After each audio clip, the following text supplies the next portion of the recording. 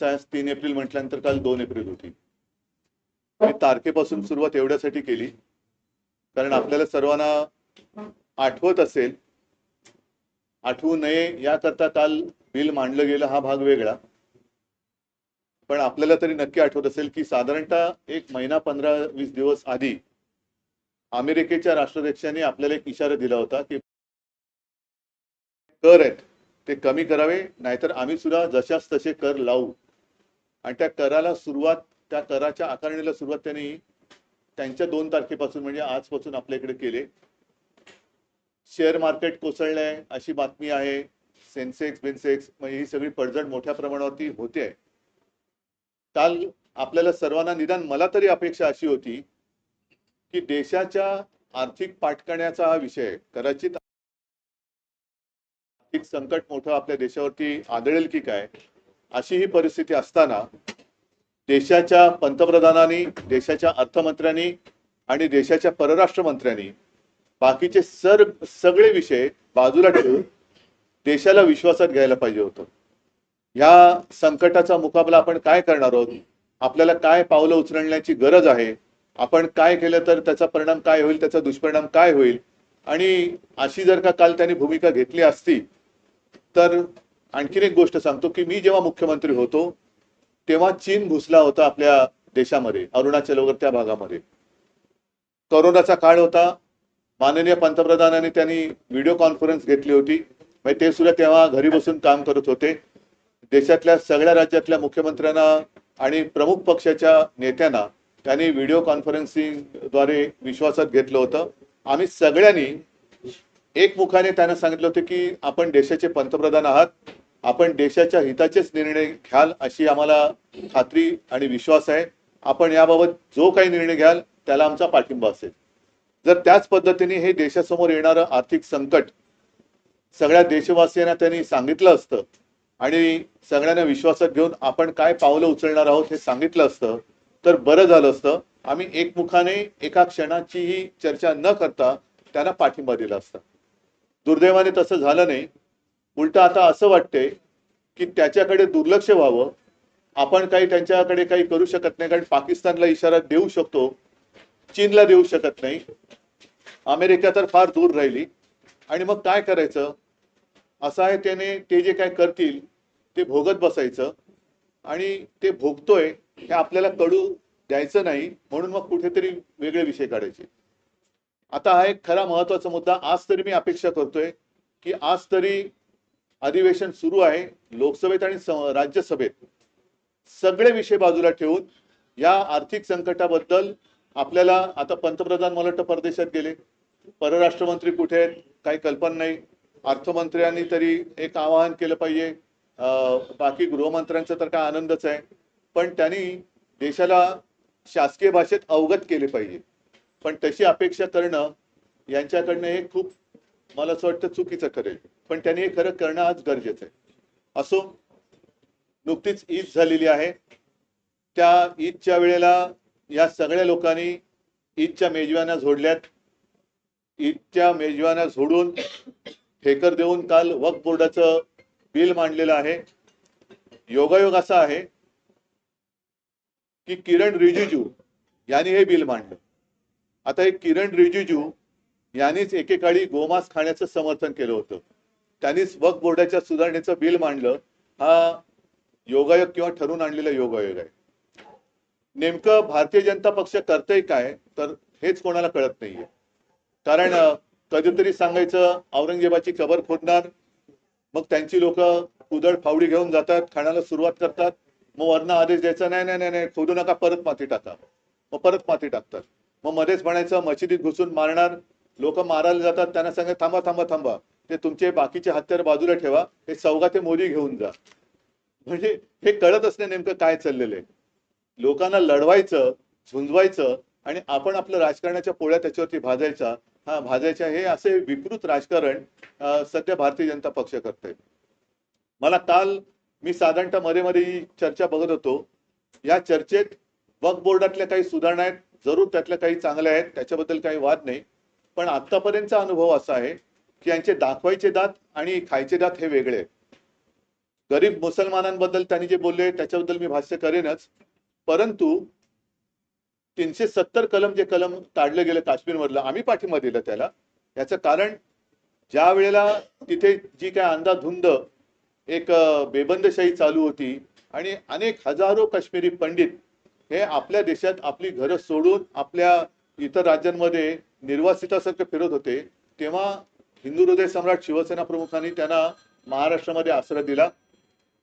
370 कलम काढल्यानंतर जी एक आशा दाखवली गेली की सगळे काश्मीरी पंडित आपापल्या घरी परत जातील. आता 370 कलम काढून किती दिवस झाले, किती वर्ष झाली, त्या काश्मीरी पंडितांपैकी किती जणांना त्यांच्या जमिनी परत दिल्या गेल्या हे पहिले त्यांनी सांगण्याची गरज आहे. म्हणजे वक्फ बोर्डाची जमीन जरूर त्याच्याबद्दल तुम्हाला काय निर्णय घ्यायचा तुम्ही घेतलाच आहे काल, पण काश्मीरी पंडितांच्या जागा तुम्ही देणार आहात की नाही परत?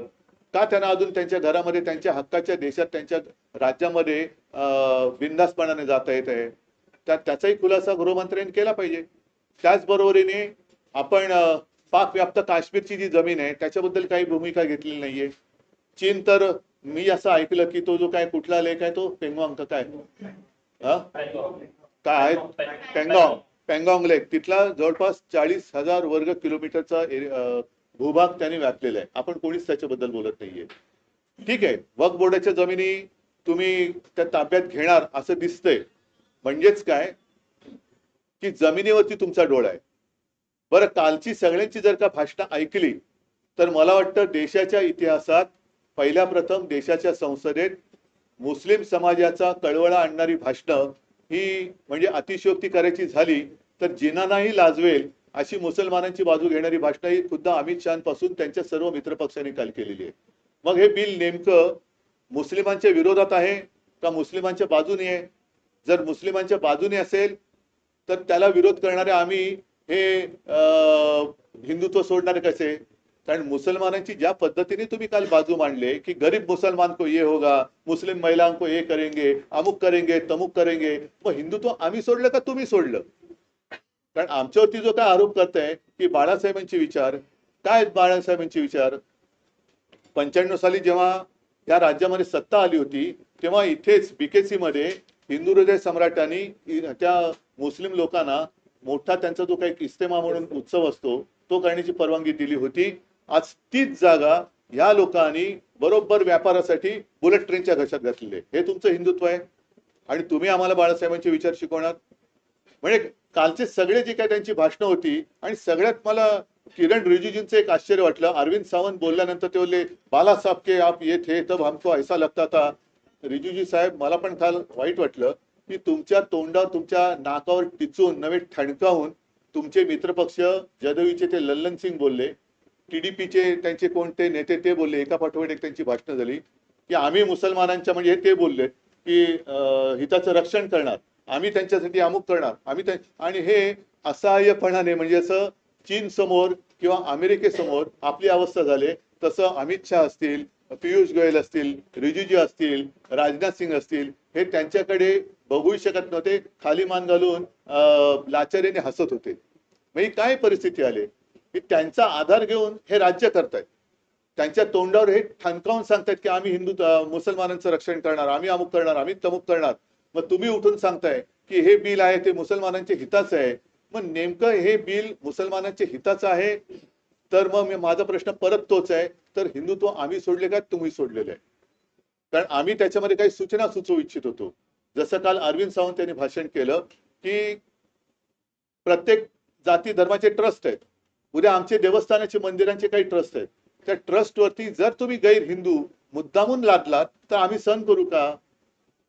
आम्ही नाही सहन करू शकत. मग तशा या वक्फ बोर्डावरती तुम्ही गैर मुसलमान टाकताय, तुमचा अधिकार आहेच, तो कोणी नाकारत नाहीये. म्हणजे या विषयावरती काल रवीश कुमार यांनी एक अतिशय चांगला व्हिडिओ केलाय आणि त्याच्यात त्यांनी असं म्हटलेलं आहे की चंद्रबाबू पूर्वी कधी मुख्यमंत्री होते तेव्हा नाव करायची तुम्ही बघा, त्याच्यात त्यांनी उल्लेख केलाय, जर का मी चुकत नसेल तर शामशाबाद इथे साधारणतः 1100 एकर जमीन ही विमानतळाला दिली. आता ती विमानतळाला जागा देताना राज्य वक्फ बोर्डाची परवानगी घेतली होती का, केंद्राची घेतली होती का? नसेल किंवा असेल. थोडक्यात काय की तुम्ही हे बिल न आणता सुद्धा जे तुम्हाला करायचंय ते तुम्ही करत होतातच.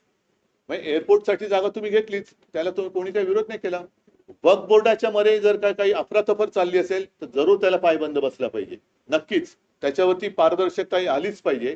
पण काही काही गोष्टी ज्या आहेत ज्या उगाच तुम्ही उकरून काढताय, जसं आता सगळं व्यवस्थित चाललंय, तुम्ही आता एवढं सरकार तिसरी टर्म तुमचं सरकार आलेलं आहे आणि देशाच्या विकासाच्या गोष्टी, रोजीरोटीच्या गोष्टी या सगळ्या बाजूला ठेवून अजूनही हिंदू मुसलमान, मग हिंदूंमध्ये मराठी अमराठी, मग मराठी माणसाने खायचं काय, ही तुमची दादागिरी आम्ही नाही सहन करणार, अजिबात करणार नाही.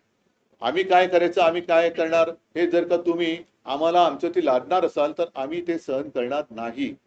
आता त्याच्यामध्ये काल त्यांनी जी काही भाषणं केली, दोन पैकी एक गोष्ट खरं आहे, जर आम्ही हिंदुत्व सोडलं असं कोणाचं म्हणणं असेल, काही बाडग्यांचं म्हणणं आहे असं की आम्ही हिंदुत्व सोडले, ज्यांना गद्दार, जे गाणं गाजलं गद्दार, त्या गद्दारांचं म्हणणं जर का असेल की आम्ही हिंदुत्व सोडलं, मग काल तुमच्या आजूबाजूला जी मुसलमानांची तारीफ चालली होती तेव्हा तुमच्या शेपट्या कुठे गेल्या होत्या?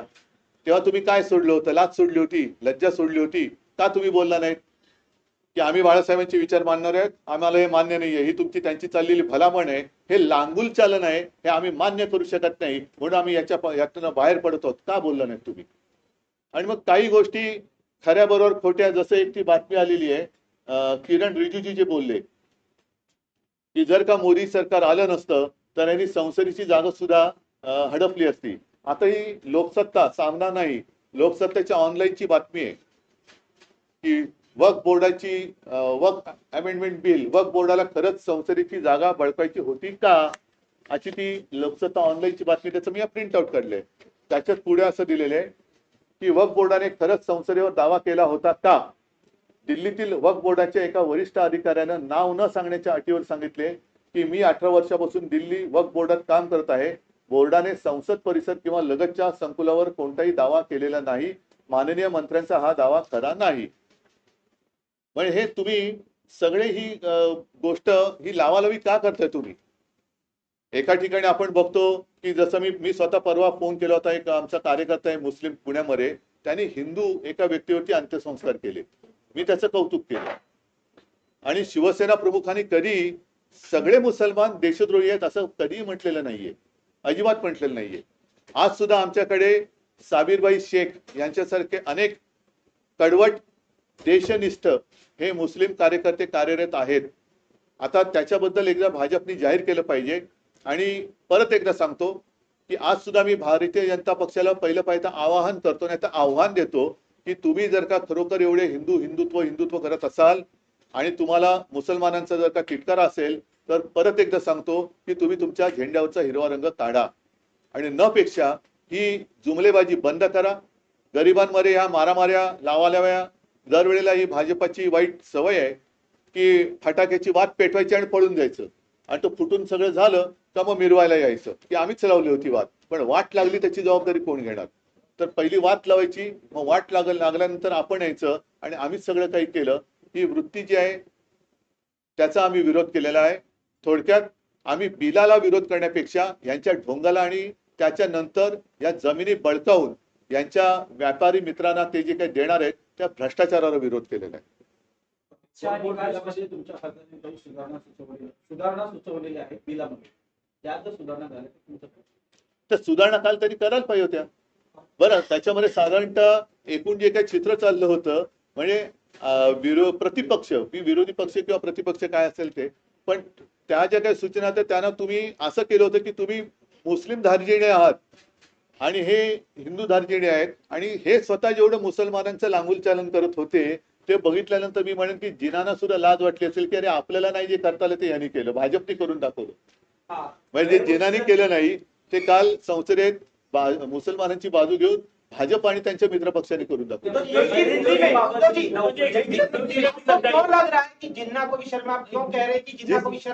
जिस तरीके से कल भाजपा के नेतागण या शीर्ष नेता या वरिष्ठ मंत्री, उसमें अमित शाह जी भी थे, किरण रिजिजू, फिर उनके जो नए नए दोस्त है टीडीपी हो या जेडीयू, जिस तरीके से उन्होंने मुस्लिम समुदाय का समर्थन किया, हम नहीं चाहते कि वो विरोध करे, लेकिन अगर आप हमें बार बार कहते हो कि आपने हिंदुत्व छोड़ा, तो कल आपने क्या छोड़ा था?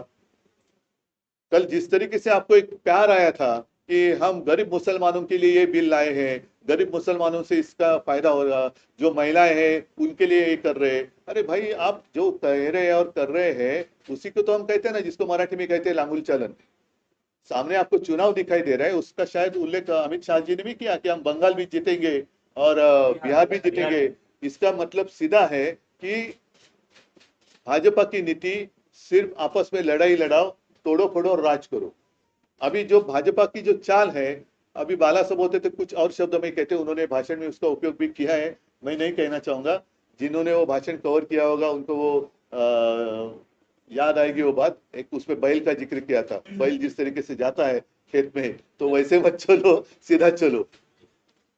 बरोबर आहे ना, तुम्ही मला वाटतं ते केलं असतं. नाही नाही, एकच मिनिट, जो कुछ मैं कह रहा था कि हमेशा वो कहते कि आपने हिंदुत्व छोड़ा, तो मुझे पहले बताइए कि इस बिल का हिंदुत्व से क्या लेना देना है।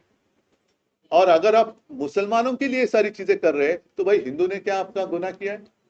कभी आप कहते हो कि औरंगजेब की कब्र खोद डालो, उनके लोग जब खोदने के लिए जाते हैं तो आरएसएस कहते हैं नहीं नहीं नहीं नहीं, जो खोदी है उसके ऊपर मिट्टी डालो। कभी कहते कि मस्जिद में घुसकर मारेंगे, कभी कहते अरे नहीं नहीं नहीं नहीं, वो बाजू में रखो, ये सौगात लेके जाओ। कभी कहते हैं कि ये मुस्लिम जो है ऐसे वैसे, और बाद में उनके यहाँ जाकर ईद की पार्टी मनाते हो। तो क्या आप कहना क्या चाहते हो, जो आता है ना कभी, अरे कहना क्या चाहता है, वही तो मैं कहता हूँ।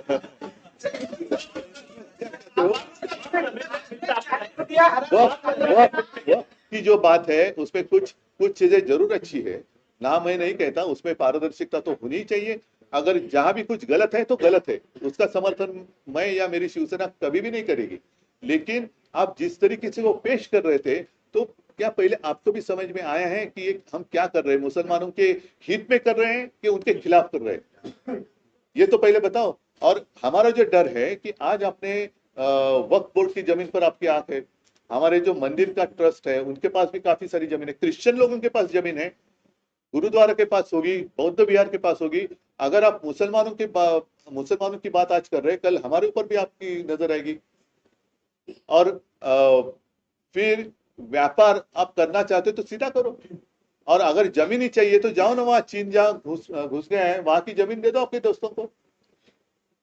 वहां की कश्मीर में जो पाकिस्तान घुस गया है वहां की जमीन आपके दोस्तों को दे दो। तो ये सिर्फ जमीन के लिए उन्होंने ये बिल लाया है, जिसका मैंने कहा ना, हमने बिल का विरोध नहीं किया है, हमने भ्रष्टाचार का विरोध किया है, हमने उनकी जो नौटंकी है उसका विरोध किया है। और इससे गरीब मुसलमान या गरीब हिंदुत्व का तो कोई लेना देना नहीं है। इससे हिंदुओं को क्या फायदा होने वाला है। उल्टा डर ये है, जो बात हमने कही कल, अरविंद सावंत जी हमारे सांसद है, उन्होंने बात कही कि हमारे शंकराचार्य जी है जिन्होंने कहा, आरोप लगाया कि केदारनाथ मंदिर से 300 किलो या कुछ ज्यादा ही सोना गायब हो गया, कुछ किसी ने बात की। हाँ, फिर हमारे पद्मनाभ स्वामी मंदिर का उन्होंने खजाना खोला, विरोध किया, फिर रुक गए। तो ये ऐसी सारी बातें वो करने लगे, तो कौन कौन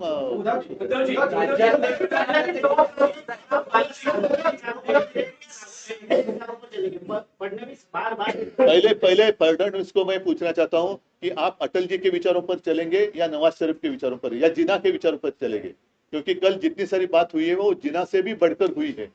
तो क्या आप जिना की ओर चल रहे हैं। और बाला साहब की विचारधारा, शायद आप छोटे थे, बच्चे थे, तो बाला साहब ने इस्तेमाल के लिए जो जगह दी थी, जो आपकी सरकार ने बुलेट ट्रेन को दे दी। फिर इतना ही नहीं, अगर मैं गलत नहीं कहूं तो उस समय बाला साहब ने कहा था मनोहर जोशी जी को और गोपीनाथ मुंडे जी को कि जितने सारे लोगों के प्रार्थना म्हणजे ज्याला आपण प्रार्थना स्थळ म्हणतो, मतलब मंदिर असेल, दरगाह असेल, काही असेल, जितने लीगल है उनको और एफएसआई दे दो। तो ये बाला साहब ने कहा था। तो बाला साहब के विचार, पहले आप बच्चे थे उस वक्त, आप हमें मत सिखाओ।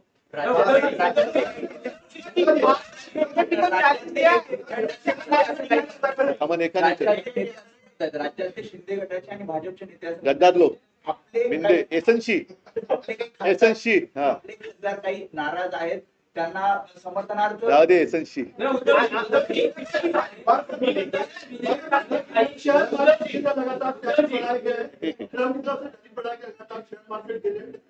हाँ, ये काफी महत्वपूर्ण बात है। मैंने जैसे पहले मराठी में कहा, उसको दोहराता हूँ। मैं आज मेरा आग्रह है क्योंकि देश के हित के लिए जो भी करने की जरूरत है वो प्राथमिकता होनी चाहिए। कल मेरी अपेक्षा थी कि बाकी अन्य सारे विषय बाजू में रखकर ट्रंप ने जो टैरिफ लगाए हैं जिससे हमारा नुकसान होने जा रहा है उसके ऊपर बात करें।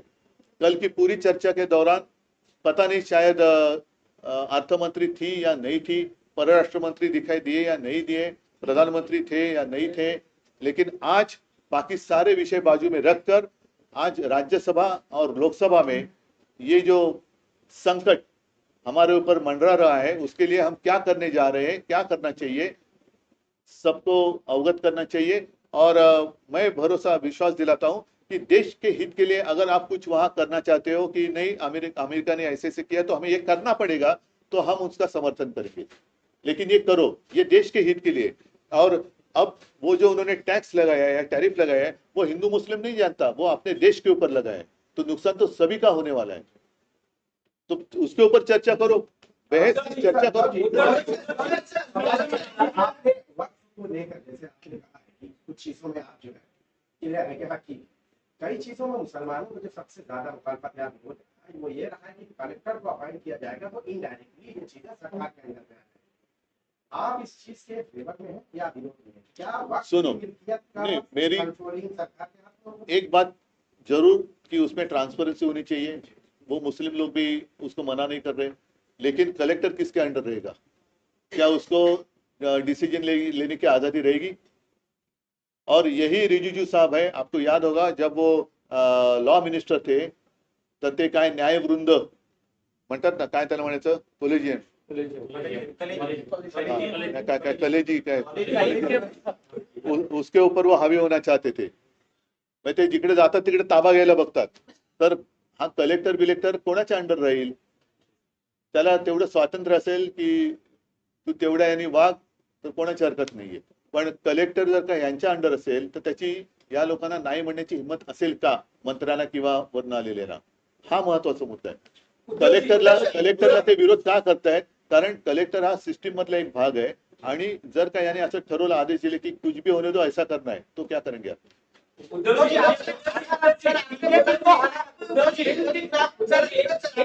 एक तुम्ही असं म्हणालात की विधेयकात अनेक काही गोष्टी चांगल्याही आहेत, काही गोष्टी सुधारणा तुमच्या खासदारांनी सुचवल्या होत्या, तर आज तुम्ही एनडीए मध्ये नाही आहात तर तुम्ही इंडिया अलायन्स मध्ये आहात, त्यामुळे नाईलाजास्तव तुम्हाला या विधेयकाला विरोध करावा लागतोय। नाही असं नाहीये बघा, मी उगाच कोणाचं अंधपणाने समर्थन किंवा विरोध करणाऱ्यातला नाहीये की काँग्रेसचा दबाव आहे, अजिबात नाहीये, भाजपचा दबाव आहे, अजिबात नाहीये। मला जे काय वाटतं, मला पटतं ते मी करतो। आणि मला असं वाटलं की ज्या पद्धतीने भाजपाची पावलं पडतायत ती, आज तुम्ही वक्फ बोर्डावरती नियंत्रण आणताय, आणा, हरकत नाही, त्याच्यात पारदर्शकता आणायची असेल तर जरूर आणा, पण उद्या तुम्ही हे हिंदूंवरती आणाल। बरं, आधीच आमच्या देवस्थानाची जागा ही मराठवाड्यात असो किंवा आणखीन अनेक ठिकाणी ही हडपली गेलेली आहे, त्याच्याबद्दल तुमच्याकडे काय आहे?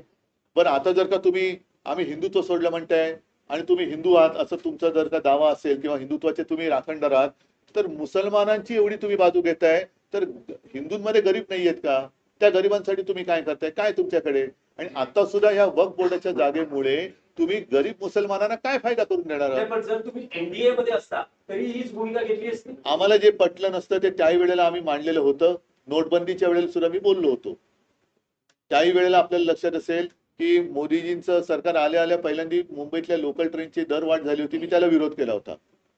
आता नोटबंदीमध्ये सुद्धा हे असंच सगळं गाडून टाकलं गेलं होतं की यांनी असं होईल, त्यांनी तसं होईल, लोकांना वाटलं होतं अरे वा खूप चांगलं होणार, कुठे काय झाले? म्हणजेच काय की संसदेत नाही तर यावर मतदान झालेलं आहे आणि प्रत्येकाला नाही, बरोबर आहे। त्यामुळे मी विचारतोय, जर तुम्ही एनडीए मध्ये असता तरी आम्ही हीच भूमिका घेतली असती की तुम्ही यांच्या, कारण का आता हे एवढ्या वर्षानंतरचा तो अनुभव आहे की त्यांचं प्रेझेंटेशन खूप छान असतं, म्हणजे त्याच्याबद्दल वादच नाही। म्हणजे सगळ्यांची भाषणं ऐकली तर तुम्ही म्हणाल अरे वा हे आपल्याला करणं गरजेचं आहे, पण एक बारकावा त्यातला आहे की तुम्ही मुसलमानांच्या हितांची गोष्ट करताय का मुसलमानांच्या विरोधातली गोष्ट करताय की हिंदूंच्या हिताची गोष्ट करताय की हिंदूंच्या विरोधातली गोष्ट करताय? नेमकं या बिलामागचा जो उद्देश आहे, कारण तेच आमच्यावरती ते एसएनसी वाले बोलतात की आणि हिंदुत्व सोडलं, देवेंद्र म्हणतात बाळासाहेबांचे विचार सोडले, मग नेमकं तुम्ही काय करताय की असं? तुम्हाला काय वाटतं की तुम्ही मुसलमानांचं लांगुल चालन करताना जर का आम्ही त्याला विरोध करत असू तर हिंदुत्व आम्ही सोडले का तुम्ही सोडले? हे आता चाललंय.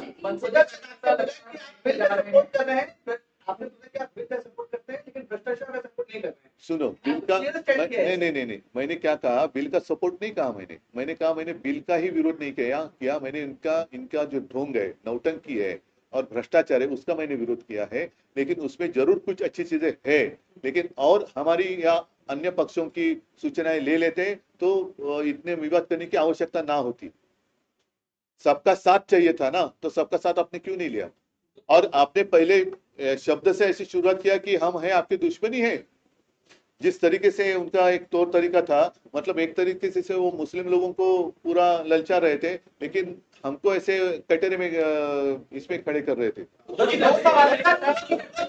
विधानसभेमध्ये हिंदुत्वाचंच काळ चालताना दिसलं. आगामी पण काळात आता स्थानिक स्वराज्य संस्थेच्या नाही पण आता एवढ्याच निवडणुका होतील असं मला नाही पण वाटत. त्यावेळेला पण महापालिका निवडणुकीमध्ये तुमच्या या म्हणजेच काय? हिंदुत्ववादी मतदार नाही, अजिबात नाही होणार. फायदा होईल की नुकसान होईल? कारण मी- भाजप नेहमी हिंदुत्वाची भूमिका घेऊन आली. पण यावेळेला भाजपने मुसलमानांची बाजू घेतलेली आहे, हेच तर मी सांगतोय.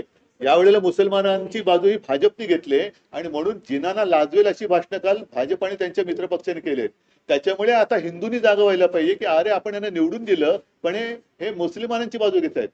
कधीतरी रामनवमीला राम मंदिर किंवा हिंदू वस्तींमध्ये यांनी काही वाटले का?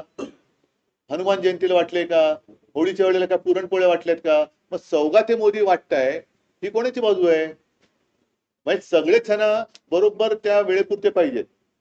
आणि काल त्यांच्या तोंडावर ठणकावून मी परत सांगतोय की कोणाची हिंमत नाही झाली, त्यांनी तोंडावर ठणकावून सांगितले जदयू आणि त्या टीडीपी वाल्यांनी की ते मुसलमानांचे तारणहार आहेत, आम्ही त्यांच्या हक्काचं रक्षण करू. कोणाची एकाची हिंमत नाही झाली की असं बोलू नका, हे नाही चालणार, आम्ही हिंदू आहोत. नाही, पण विधेयकाला आहे. तुमच्या पक्षाच्या कार्यकर्त्यांना ही भूमिका पटली. कधी इफ्तार पार्ट्यानं जायचं, कधी गोमांस हे करता म्हणून मारायचं, कधी मॉब लिंचिंग करायचं, पुन्हा त्यांच्याचकडे जेवायला जायचं. हे सगळे जे चालले ना यांची धरसड उलटी ही आता हिंदूंना सुद्धा कळलेली आहे. म्हणून आता हिंदू हा जागा झालेला आहे. त्याच्यामुळे तुम्ही जे म्हणता ना ही उद्या कुठेही निवडणूक झाली तर भाजपला भारी पडणार. महायुति को कांग्रेस ने कहा है कि उनको गर्मी सिंड्रोम हो गया, डाउन सिंड्रोम, ये भूल गए हैं जो बात है। और उसके पहले अगर की बुआई से पहले अगर ये कर्जमाफी का जो वादा उन्होंने किया तो नहीं करेंगे। नहीं, ये अलग विषय हम बात कर सकते हैं और यही विषय पर जो आपने अभी सवाल पूछा, काफी सारी बातें हो सकती है। जो मैंने आज की प्रेस ले ली है कि इनका दिखावा अच्छा होता है, प्रेजेंटेशन बहुत ही बढ़िया होता है, लेकिन अंदर जब मतलब पिक्चर का ट्रेलर बहुत अच्छा होता है, लेकिन पिक्चर बहुत डरावना होता है। और कल जो उन्होंने दावे किए कि काफी सारे मुस्लिम लोगों ने हमें पत्र दिए, उसका समर्थन किया, आज परत हा लोकसत्तेतलीच बातमी आहे की नक्षलवाद्यांच्या शांती प्रस्ताव पत्रकाने चर्चेला उधाण. आता केंद्र सरकारने कारवाई थांबवून चर्चा करण्याचे आवाहन नक्षलवाद्यांनी केले आहे, मात्र पत्राच्या सत्यतेवरही प्रश्न उपस्थित होत आहेत. हे असं सगळ्या ह्या गोष्टी चाललेल्या आहेत आणि ह्याच्यामध्ये आम्ही हिंदू वेड्यासारखे त्यांच्या मागे धावतोय की काहीतरी आमचं होईल. काहीच होत नाहीये. घरदार उद्ध्वस्त होत आहेत, घरदार उद्ध्वस्त होत आहेत, कोणाला रोजीरोटी मिळत नाहीये, नोकरी धंदा मिळत नाहीये.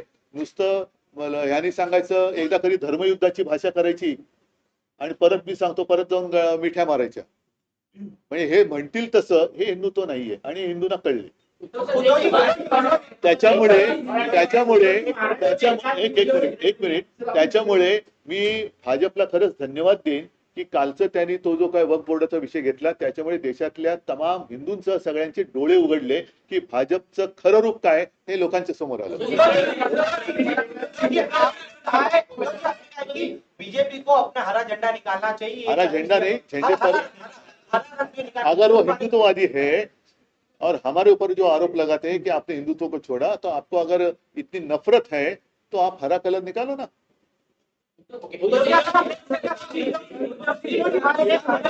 सरकार ने एक आदेश निकाला है जिसमें कहा गया है कि कोई भी फाइल हो वो अजीत पवार से लेकर एकनाथ शिंदे की तरफ से ऊपर सीएम तक जाएगी। क्या इस सरकार को खुद ही के एलाइज पर विश्वास नहीं है, जहां पर एक ये इस तरह का जो माहौल है नहीं, ये रही अपनी यहाँ की बात. लेकिन मैं एक बार बात दोहराऊंगा कि कल जिस तरीके से उन्होंने उनकी जो अलायंस की पार्टी है आरजेडी या जेडीयू आणि टीडीपी, और जिस तरीके से उन्होंने सीना तान कर कहा कि वो मुसलमान की हित की रक्षा करेंगे, कोई एक की भी हिम्मत नहीं हुई, ना अमित शाह की हुई, ना राजनाथ जी की हुई कि उन्होंने कहा था कि ऐसे नहीं कहना चाहिए, हम ये हिंदुत्व के खिलाफ है, चुप बैठो। नहीं कह सके क्योंकि वो लाचार है, उनकी जरूर उनकी सहायता लेके वो सरकार चला रहे हैं, वो क्या हमें हिंदुत्व सिखाएंगे? आता हा एकच मुद्दा आहे, हा 1914 आपला 2014 ज्या वेळेला आम्ही हिंदूच होतो आणि युती भाजपने तोडली होती, आम्ही नव्हती युती तोडली, आणि तेव्हा स्वतंत्र भाजपाचा हा स्वतंत्र फेकूनामा होता, नाही काय जाहीरनामा होता, त्याचं हे कव्हर आहे, त्याच्यामध्ये हे वाक्य आहे, ह्या वाक्याचा अर्थ कोणीतरी मला माहिती आहे, आता तुम्ही हास्य जत्रा बघत असेल तर ते आहे ना सुमारियाचं वगैरे, कोई मुझको मुझे कान में आकर ऐसा करके बता तर या शब्दाचं हे मुस्लिम दार्जिने हिंदू दार्जिने कोणाचे आहे? त्यांनी सामाजिक न्याय या सदरात म्हटलेलं आहे की वक्फ बोर्डाच्या जमिनींवर घुसखोरी करणाऱ्यांवर कारवाई करून या जमिनी परत करणार, ज्या प्रकरणात न्यायालयाने बोर्डाच्या बाजूने निर्णय दिले आहेत त्याची काटेकोरपणे अंमलबजावणी करणार. आता हा त्या भारतीय जनता पक्षाचा जाहीरनामा आहे. फडणवीसांना विचारा, हे कोणाच्या पावलावर पाऊल टाकून तुम्ही वचन दिलं होतं, जिनाच्या की अटलजींच्या? हे मोहम्मद अली जिनाच्या पावलावर पाऊल टाकून तुम्ही वचन दिलं होतं की अटलजींच्या पावलावर पाऊल ठेवून का मोदींच्या नवाज शरीफचा केक खाल्ल्यानंतरचं पाऊल आहे?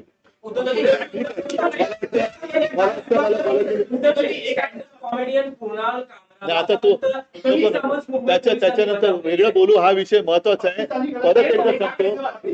परत एकदा सांगतो की कालच्या वक्फ बोर्डाच्या चर्चेवरनं भाजपचं खरं रूप हे देशातल्या जनतेला कळलेलं आहे.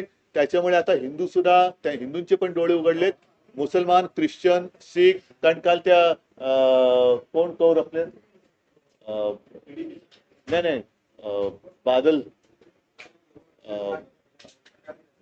नाही अकालीदाच्या नाही त्या महिला आपल्या हरबंस हरदीप सिंग कौर, त्यांनी अप्रतिम भाषण केलेलं आहे, त्यांनी पण अप्रतिम भाषण केलंय. आणि सगळ्यांच्या मनात आता ही भीती आहे की आज हे पहिलं पाऊल यांनी मुस्लिम ट्रस्टवरती टाकले, उद्या जैनांच्या टाकू शकतील, ख्रिश्चनांच्या टाकतील, कारण त्यांच्याकडे पण संपत्ती आहे, शीख लोकांच्या टाकतील, अगदी बौद्धांचे येईल, हिंदूंच्या तर आहेच आहे. तर हे आत्ताच सगळ्यांनी जागा होण्याची गरज आहे. सगळ्यांना धन्यवाद. जय हिंद, जय महाराष्ट्र.